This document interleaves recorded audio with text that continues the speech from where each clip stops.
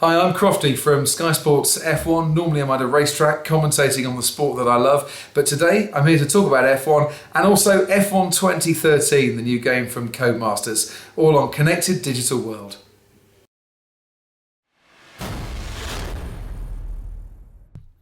Andrew from Connected Digital World here. With Codemasters about to release F1 2013, we got to sit down with David Crofty Croft, who's the Formula 1 commentator for Sky Sports. Enjoy. Thanks for joining us. Pleasure. Would you like to introduce yourself and tell us what you do? I'll look straight down the camera lens at this one, because that's what us professionals are meant to do. I'm David Croft, or Crofty to all my mates, and I commentate on Formula 1 for Sky Sports F1. So what's it like being an F1 commentator? It's the best job in the world. I love it. I get to talk about a sport I love, and I get to do it pretty much every other week. 20 times last year, 19 times this year, 5 times a weekend. It's a demanding job, but it's a job I'm very privileged and feel very lucky to do. And touch wood, that one there. I'll do it for many years to come because I wouldn't want to swap. And what's it like travelling around the world, seeing different places? I love it. It must be very hard. Yeah, it's awful. It's awful. As a child, I always wanted to travel the world, and I never really got the chance to do it until I started in F1. But it's nice to go back to places you loved, tracks that you love as well, and to discover new tracks along the way. I mean, for instance, we go to Japan in a couple of weeks' time, and I find Suzuka one of the best tracks in the world. There's something about that place, it's just amazing. And then from there, it's on to Delhi and on to Abu Dhabi, which are two of the newer circuits we go to, and then Austin, which is it's just brilliant. Last year, the first time we've been to Austin, great town, fantastic racing circuit, and most importantly for me, a town that embraced Formula 1 as well and wanted to have the Grand Prix there, and everyone was really up for it, and that was fab. And then we went to Sao Paulo, which is just a horrible place to spend any time if you're into F1 at all.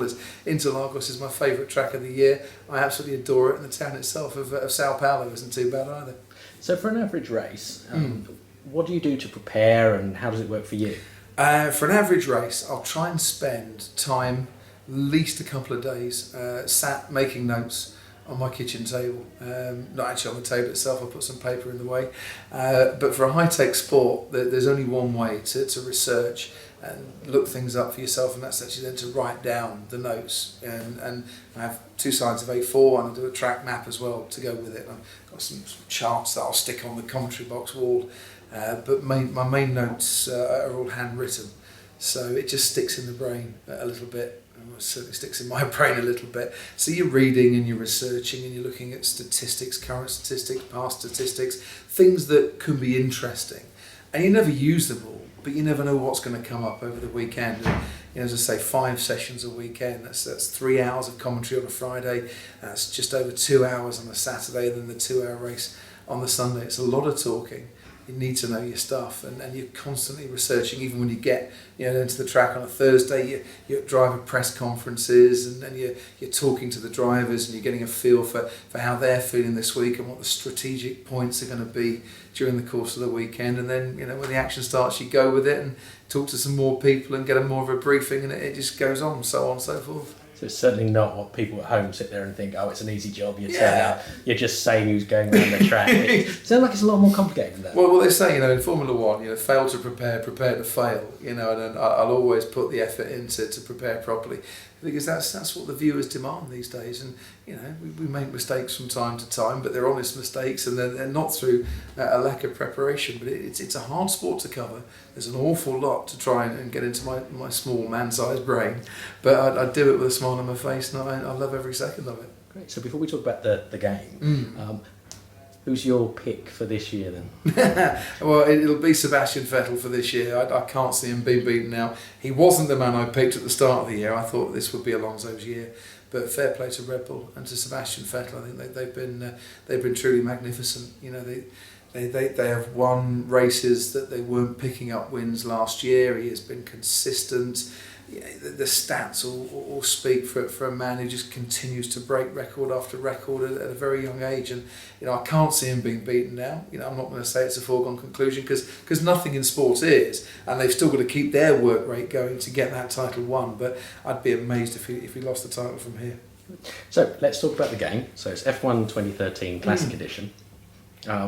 How accurate is the game for someone obviously who lives and breathes F1? You're not going to replicate the 50 odd degrees of temperature in the cockpit. You're not going to replicate all the bumps unless you put some sort of shock system into your sofa.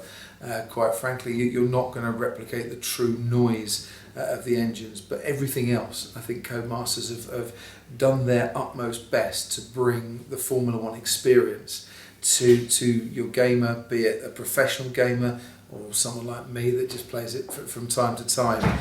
And this is something that I've been aware of ever since the first Codemasters F1 game that they brought out, which I was involved with as well, that they actually researched the sport and they developed a whole new concept of playing an F1 game. This wasn't, let's just go racing against other people. This was, right, let's be the game. Let's be the Formula One driver. Let's have a career progression through Formula One, starting out as a novice and maybe ending up as a champion. Or let's just do the odd race. There are different levels, and now you can race against other people. You have got the multi-platform, the split screen gaming as well. All that is in there. And you can enjoy this game at whatever level you want, and they have, as an organisation, adapted and refined and just brought different features, different techniques to every one of the F1 games that they've released.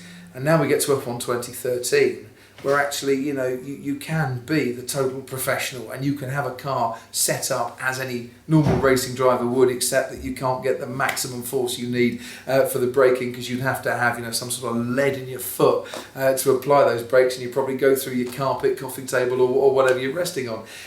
You've got that. You've got the classic element to this year's game as well, so you can race cars from the 80s, from the 90s. You can race at tracks that we're not at, like Imola and Jerez as well. You can try and settle the old pub debate about who was the best driver in what car, because you can put yourself in that car and you can race against Damon Hill or Gerhard Berger, or Alain Prost or Alan Jones. The greats are there on it, and it's just, I think it's a fabulous game that, as I say, at every single level of your F1 enjoyment, there's something there for you. And I'll give you an example, because I came home the other night. I'd been working and my son had beaten me to the TV.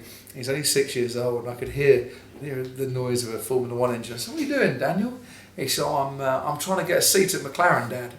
I said, "Well done." I said, "How are we getting on?" "Well, I'm doing a young driver test. I'm in Abu Dhabi." I said, "Excellent, very good.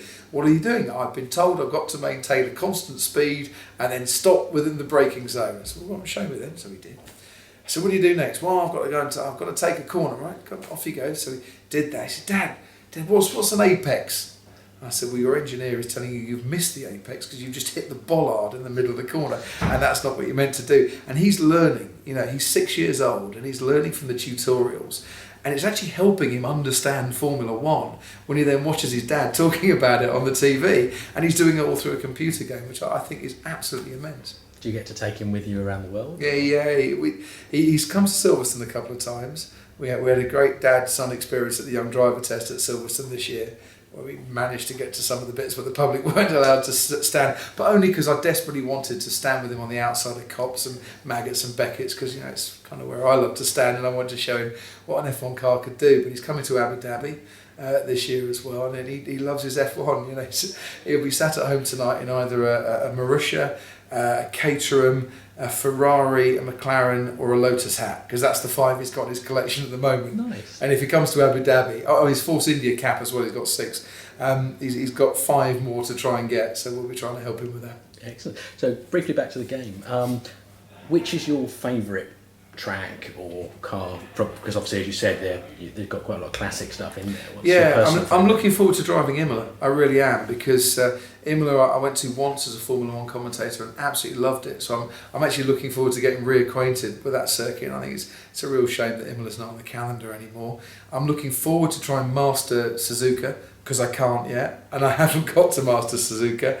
Monaco, we'll work on it another day. I'm still hopeless around Monaco, but I'm really looking forward actually to racing in the 96 Williams in Damon Hill's car, just to see how good I am racing in Damon Hill's old Williams, so that when we're next on TV together, I can actually tell him that in effect, Damon, I was better than you, to be fair. I lapped at least 3 seconds a lap quicker. It's not going to happen, but it's not going to be for the want of trying. Thank you very much for your time today. Absolute pleasure.